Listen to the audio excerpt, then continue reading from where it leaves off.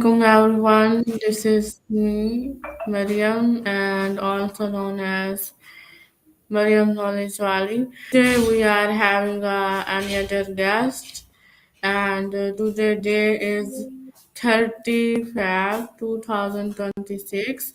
And welcome back to the show where we explore the minds of people who are not just creating work but creating impact. So, today's guest is someone who believes that creativity is not a luxury, it's survival with people who feel sad and emotional and anxious. So let's start our interview, and our guest name is Leslie Andrew. She's an artist, trauma informed and therapist and creativity mentor. She helps people express new emotions and create unfocal. So, welcome to our show, Lizzie. How are you? Thank you so much. And yeah, good morning. It's really good to be here. And thanks for a lovely introduction. It is so true that so many people see art and creativity as a luxury and actually maybe miss out on doing things that can really improve their well-being and their mental health.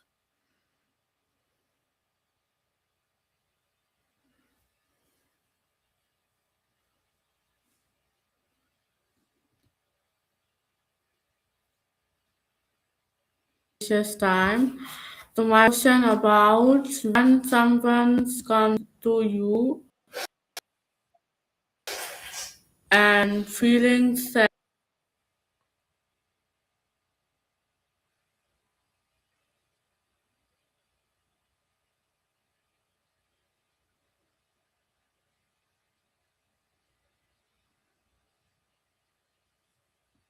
I've lost what you said then.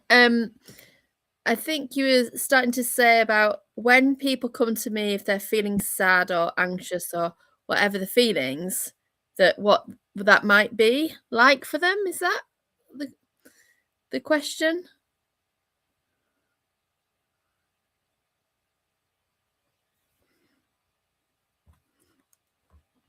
So I work with a lot of people who find expressing their emotions really challenging, who might have been through some like really hard experiences, including trauma or including sort of grief, like a bereavement or big changes in their life, and maybe struggling emotionally, feeling some big emotions, feeling burnt out or depressed or anxious and stressed, and wanting to use they'll use art as a way of communicating that distress, as well as a way of regulating distress and expressing what's going on for them. So there's a mixture of having the art materials as a way of feeling calmer if they were feeling stressed and agitated, or feeling boosting their mood and becoming more energized if they are feeling um like flat and stuck. So when somebody's feeling anxious or overwhelmed, then the type of activities that they do might be to feel calmer, to feel more at peace with themselves, and feel that they might have a lot of racing thoughts, a lot of like anxiety, shaky in their body, and doing something, using art materials in a mindful way can be a really good way to calm their nervous system down, as well as to understand and to feel seen as to why they're feeling so anxious and what these emotional overwhelm feels like. And sometimes that does come up in their body. They might not be able to find the right words for it. So expressing it through image making and playing and manipulating materials in different ways can be a really good way to go deeper, like you say in this question, like things about their body language and thinking about something deeper and unspoken, that those layers of emotions can surface and be processed through art that words can't really touch.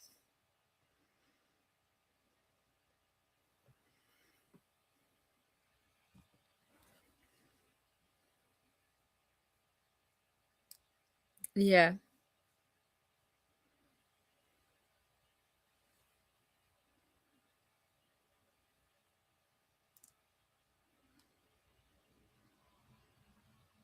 Fire art wasn't just expression, it was healing.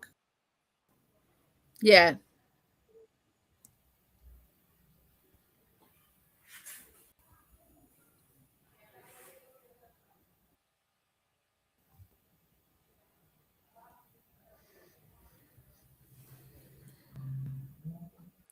Okay, so a moment in my life where I've realized that is at a time probably about 13, 14 years ago, where I was using art as a way of occupying my time and coping when I'd had major surgery. Like, there's been lots of health issues going on for me, and using art to express that has been really helpful. Um, I've always loved art, and I've always really valued art as a way of maybe feeling calmer and regulating my emotions and expressing myself. However, actually, and I was a teacher for 11 years. I was a teacher for 11 years and then changed to become an art therapist. And that is partly because I really valued the therapeutic benefit of art for myself. And I really wanted other people to appreciate that, and that's been ongoing. There's times in my own artwork where I'm making art in order to heal, in order to work through something that none of us are finished books. We're all working through things all the time throughout our lives, and like some of those health issues that I've been through have needed to be looked at and really look within, and using art for me is a real sanctuary. It really helps me to heal from those times when I felt really sad, or I felt like really exhausted and overwhelmed. When when I've had 3 lots of surgery for sort of gynecological issues, and what that's meant is it's made me maybe question things about me and made me feel frustrated and anxious about what I could do in my life because I've not had as much energy. So creating art has given me hope, and it's given me a sense of fulfillment and enjoyment, which has then allowed me to step past and move forward and heal better.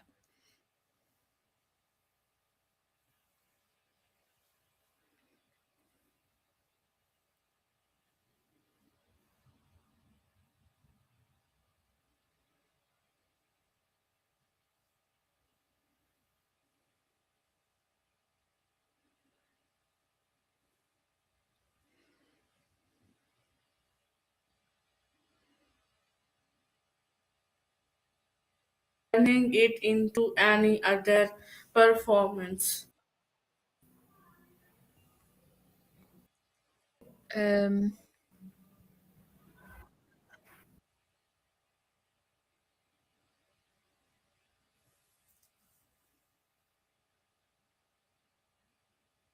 okay. In a world that constantly tells us to be productive, how do you help clients embrace creativity without turning it into another performance? This is such a good question because we are in a space where we're busy, busy, busy. We're human doings, not human beings. And actually like using art as a recreational activity that's what can feel really beneficial for our mental health. Not having a purpose for it, doing it purely for enjoyment or purely for those healing benefits. So I speak with a lot of people who would say, I can't make any art, I'm not good at art, and they find it hard to get started.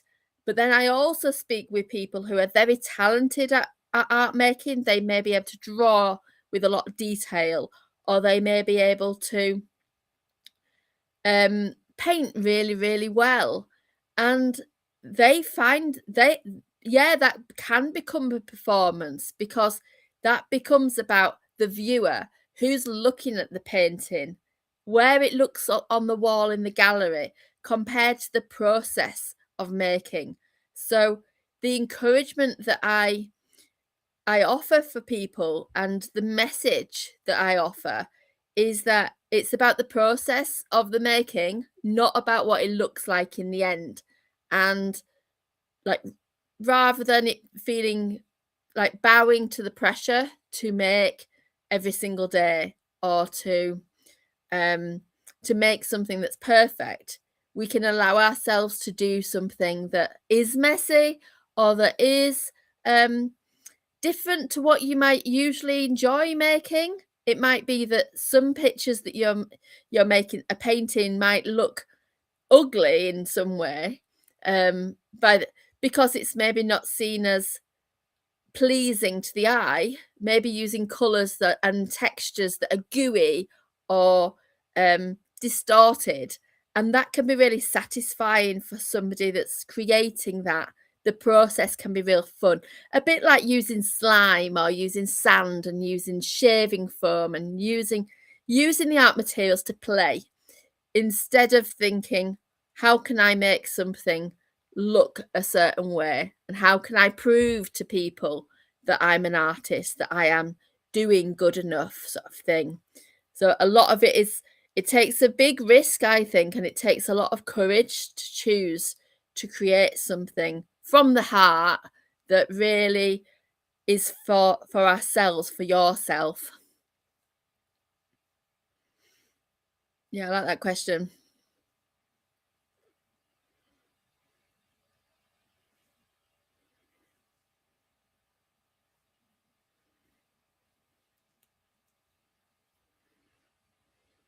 And when a client says, I don't know how I feel, how do you help them bypass cognition and assess something more embodied? Yeah. So Let me show you. when somebody m- says to me, I don't know how I'm feeling, I might ask, how do you feel? And they'll say, I don't know. I think that there's a fair reason for that. I think a lot of people um, struggle to understand how they're feeling, and sometimes they don't have the word to describe it. So if I was to ask them how they're feeling, they might name something like sadness, anger, them, and they might say they feel stressed, but then it doesn't necessarily capture exactly how they're feeling, which is why many people would say that they don't know, because genuinely they don't know, because it's so mixed and so confusing, and they may not have the words to describe the tangle of emotions, or the numbness. So often I work with people who have experienced such challenging things, maybe adverse childhood experiences, or things, a trauma that's happened recently, where they're struck with this numbness and they're not able to feel their emotions. It's their emotions get squashed down, and then they may pop out without, by a surprise, and it can feel overwhelming. Or it might be that it just gets mixed up. So creating an image, using some art to actively express that feeling, can feel almost too difficult for someone, because they can't think, well, actually, how am I feeling? I'm feeling sad. I'm going to make a picture of sad. But starting to create something, starting to choose art materials that they are drawn to, that colours that they're drawn to, or in some cases just grab anything. That can help them to maybe connect with their bodies. So almost like if you've got a pen in your hand and we're drawing with this pen, and then it goes all the way into the stomach where maybe feeling that emotion, and that would maybe get out of the head and into those emotions, into the sensory qualities that are there. So we feel this society gets us, Mariam, society gets us thinking first a lot of the time. We're in this cognitive bias. We're having to think and be productive and be performing. But then we've got the emotions and the sensory qualities. So using different art materials can really help with that.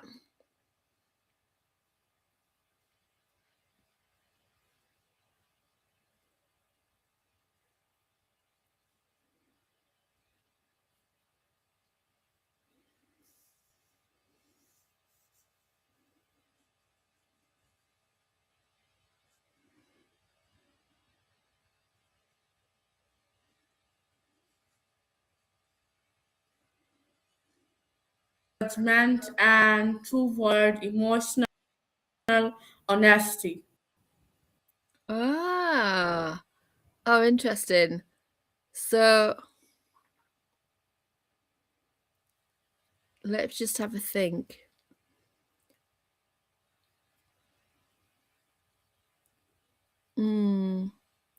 So there's times when somebody would say to me, they don't like their picture, they're making something that's ugly, and they don't like how it looks, and they may be quite disgusted by that picture. And part of them might know that this is an expression of their emotions, and part of them is accepting of that, but another part of them is overwhelmed by that, and it's holding on to something that's really painful. And in some ways it's easier to say, actually my picture's really ugly, I don't like it, it's not what I meant, I want to throw it away and do something different. In many ways it feels safer to say that than to face and feel the emotions that are captured in the picture. So I use the word sort of cathartic expression a lot, where somebody, for instance, making a painting out of like lots and lots of runny paint, liquid paint that's dripping everywhere, and then maybe starting with some colours that they like. It might be that they're going for blues and purples and they enjoy that, and then suddenly they're putting too much of a colour that turns it into a colour that they don't like. It might turn into a green that they don't like, or it might turn, the texture might be strange and it might feel ugly for them. But actually what's really going on is the emotion inside, that sort of visceral response, that bodily response, that is maybe feelings of disgust. And more often than not, the feeling someone has about their art is a projection about themselves. So sometimes people might be aware of something that's going on. They might feel some shame about themselves when they think of their ugly art. But then the more that they're given that space and that containment in that art therapy space to talk through things and to be helped to mop up the mess, get some paper towels and clean up the edges. And sometimes the artwork gets thrown away. Sometimes we take a photograph and then or zoom in on a little bit that might be more aesthetically pleasing, and then like give them space to be able to feel supported with their emotions. But there's a whole spectrum of this, and there's so many back and forth about this. There's so many elements about this that, yeah, we could unpick this all day. It's the sort of thing that people unpick, when you're doing your art therapy master's training. This this is a real you could write an entire assignment on this, I think.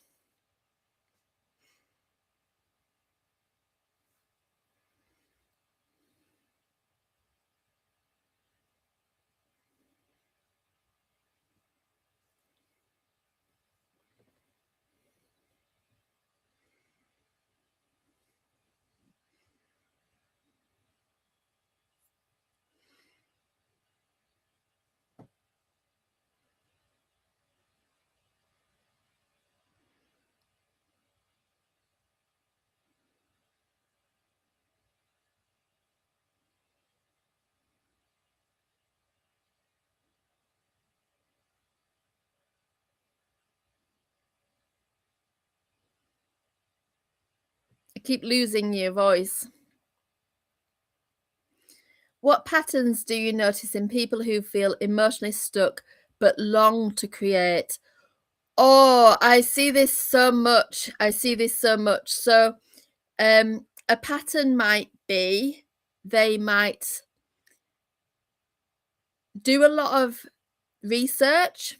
They might look at things. They might um, watch videos, particularly. Maybe it might be somebody that's on my page, my social media page, watching things, and they're curious, but then they feel that they're not ready for that. They might watch a lot of YouTube videos, for instance, as well. Or they might remember when they're a child and made art or sang or played music, and they might be really desiring to connect with that, but then they don't necessarily take sort of action on that. So these, or they might start something and then stop, or do something that's creative that looks on the surface like they're creating something. For instance, they might do painting and drawing, and it's less about them being creative and expressing themselves, and more about making a nice picture and maybe feeling that they're enjoying the art, but then they're not necessarily fully engaged with it, fully present with it, allowing themselves to put their heart and soul into it, really prioritize their own time. And I would say that they maybe can justify that by saying, "Well, I'm doing something. I'm enjoying." They might do crochet or knitting, for instance, and on the surface they might look like they are actually doing something creative, but then the depth of that is not there. And this is where this pattern of feeling emotionally stuck comes in. And examples of that might be that they might have had experiences in the past where they've not been given permission to express themselves, like they've not been given a voice, they've been silenced. They may lack confidence, so they may silence themselves. They might not have had choices over things. They may feel quite burnt out. And this idea of being emotionally stuck, I think, fits into like a freeze pattern. So, our nervous system, when we're trying to protect ourselves from stress, goes into sort of a fight or flight or freeze pattern, depending on where we are. And a lot of people speak about fight or flight, this energetic running away or fighting and competing for something, really battling for something. But then there's less conversations about the freeze state. And for some, this might be that they go to work or do what they're doing during the day and then come home and they just lie down on the sofa and they're just totally exhausted and don't have the energy to do anything. They could also appear to be really functioning very well and appearing to be fine, but then deep down they're not really present. They're not really being themselves. So these are the kind of patterns that we notice. It might be someone that denies that they want to be creative. They might pretend that it doesn't matter so much, but then when they look within, when they really look within, it keeps coming back. And if it keeps coming back, it must be important. So I often say to people about, like you did in the introduction, you don't have to be seeing art and creativity as a luxury thing. You can do this as an essential thing, much like you might shower or choose your clothes for the day. You can do even just 5 minutes a day or 15 minutes a day, and that can make a difference. And the more you do, the more you allow yourself to experiment with materials, try something new, maybe, then you can start to see subtle changes in how you're showing up. And through the actual art making, you might notice emotions in, like, feeling emotions in your body. And as you're feeling them, then that's it getting unstuck. So if you're making something and it starts to feel uncomfortable, you start feeling upset, or some feelings come from nowhere, then it's your art, your creativity connecting with your body and starting to allow it to shift so that you can feel all the joy and the gratitude and all the fun stuff as well. It's a hard place to be in.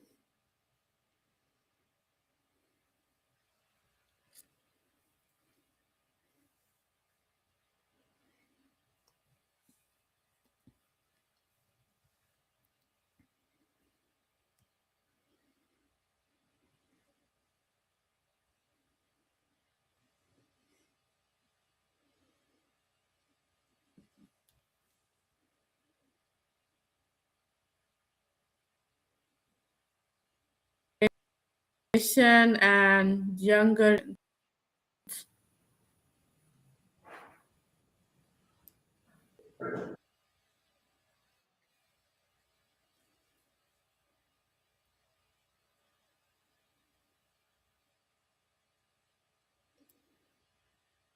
Okay, just hear that question again.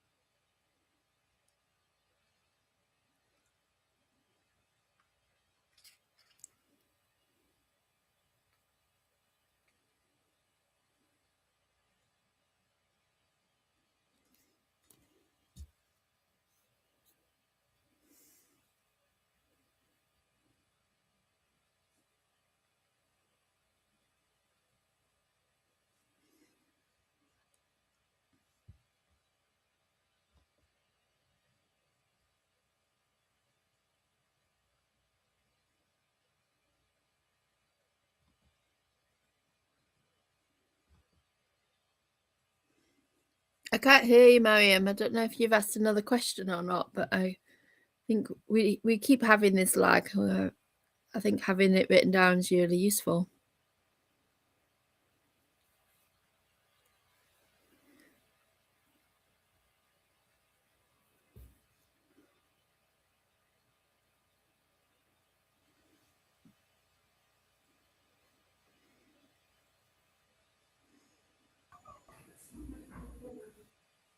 Oh, now I can hear you.